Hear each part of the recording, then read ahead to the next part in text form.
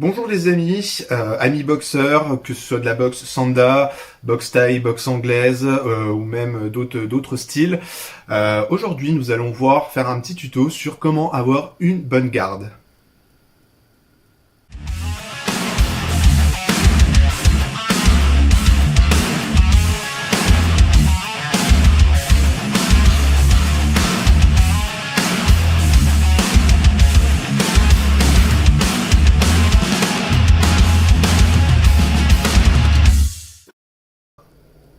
Alors pour avoir une bonne garde, ceci va passer par deux étapes.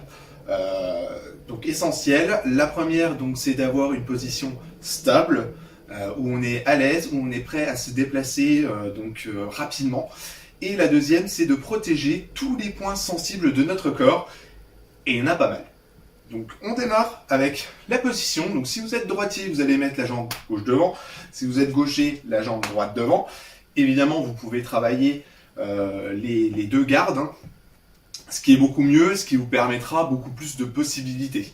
Voilà, donc jambe gauche devant, jambe droite à l'arrière, légèrement fléchie.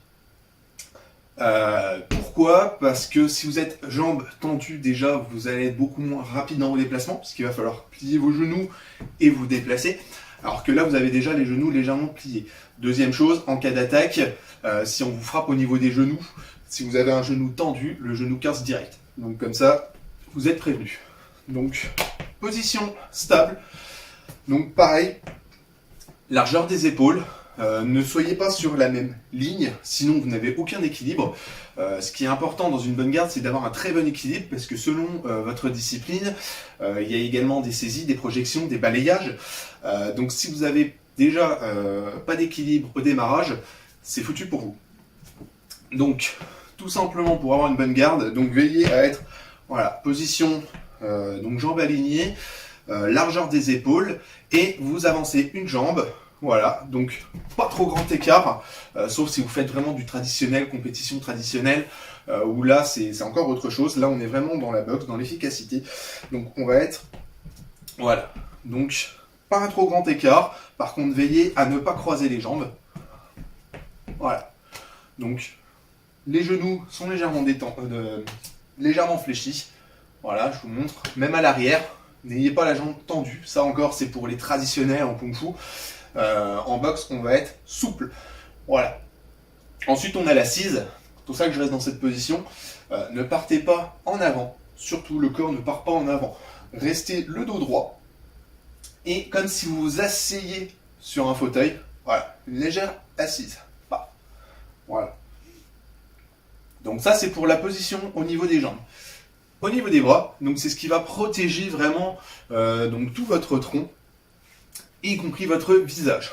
Donc pour ce faire, donc déjà levez les bras. Donc on reprend notre position au niveau des jambes. Les coudes vont venir plaquer au niveau des côtes. Pourquoi? Parce que si vous êtes comme ça, attention au middle kick, attention au crochet, au foie.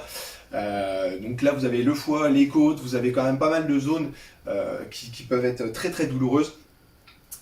Pour ce qui est des abdos, légèrement en tension, pas trop tendu, ça sert à rien de contracter vos abdos au maximum, vous allez vous couper la respiration, mais toujours légèrement tendu. Vous êtes censé travailler vos abdos, hein, si vous faites un peu de combat. Donc c'est les abdos qui vont protéger cette zone-là. Pour tout ce qui est les flancs, le sternum, donc ça va être vos bras. Donc les coudes viennent plaquer et vous avez les bras ici. Voilà, donc s'il y a un coup qui arrive directement ici, on peut bloquer. Voilà, un petit geste, vraiment très très limite en termes d'amplitude. Hein, on va vraiment chercher le minimum. Voilà, et vous levez vos bras, donc à peu près en angle à 90 degrés. N'allez pas chercher trop loin, ça sert strictement à rien. Et trop près, vous allez vous frapper vous-même. Donc à peu près 90 degrés. Donc on colle, on colle. Pourquoi je parlais de la légère assise? Parce que si vous êtes bien droit, vous voyez que vous avez toute cette zone qui n'est pas protégée. Si vous baissez un peu, hop, tout de suite ça réduit la zone de frappe possible. Voilà, sachant que vous êtes quand même mobile au niveau de votre bras, vous pouvez protéger. Voilà. Donc, hop, je reviens face à vous. Voilà, donc les bras à 90 degrés. une légère assise et rentrez le menton. Le menton, donc voilà, bien bas. Vous pouvez faire avec, alors là j'ai pas sous la main, mais une balle de tennis par exemple. Donc tenir une balle de tennis qui va vous forcer à baisser votre tête. Et le fait de baisser sa tête, hop, tout de suite vos poings vont venir bloquer les coups qui peuvent arriver à la mâchoire, à la tempe, qui sont également des zones, des zones très sensibles. Voilà, encore une fois, si vous êtes en combat, vous êtes bien souvent avec des gants, enfin je l'espère pour vous, donc si vous avez la tête baissée, c'est plus au niveau du front que ça va frapper, ça fera toujours moins mal que si ça tape le nez, voilà, ou le menton. Donc je reprends, on a une bonne assise, légèrement, voilà, assis sur soi-même, les abdos en légère tension, les coudes au niveau des côtes, les bras, donc un angle à peu près à 90 degrés. Voilà, on est là, le menton est rentré, et là on a une bonne garde. Voilà. Et donc là, si un coup arrive sur le côté, en middle kick, en crochet, en quoi que ce soit, on a les bras pour protéger, avec voilà, légère possibilité de fléchir si ça arrive au niveau donc des hanches. Voilà. Ça arrive au niveau du sternum, on bloque. Ça arrive au niveau du nez, du menton, pareil, vous pouvez lever, bloquer. Voilà. Et toujours revenir en garde.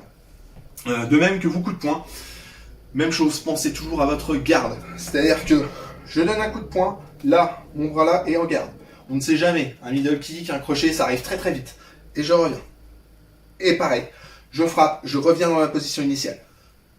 Voilà, donc ça c'est les choses, faites-le devant une glace. Entraînez-vous, n'hésitez pas à vous regarder, à vous recorriger. Donc allez-y lentement, un point après l'autre, voilà. Et vérifiez. Si vous voyez que à la longue, vous avez votre menton qui se relève, votre garde qui descend, là on n'est plus bon. Toujours, voilà. Je baisse, mon menton toujours baissé, mes poings toujours au niveau ouais, de mes tempes. Voilà. Les coudes reviennent toujours au niveau des coudes. Vous devez les sentir, vos coudes. Voilà, pas d'espace sous les aisselles. Je me mets de côté.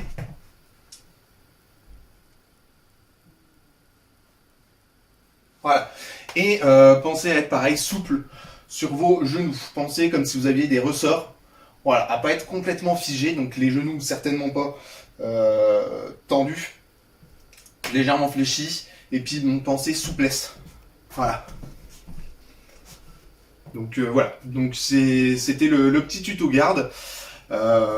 Pensez bien à tous ces petits éléments et puis ça roule. Bon combat.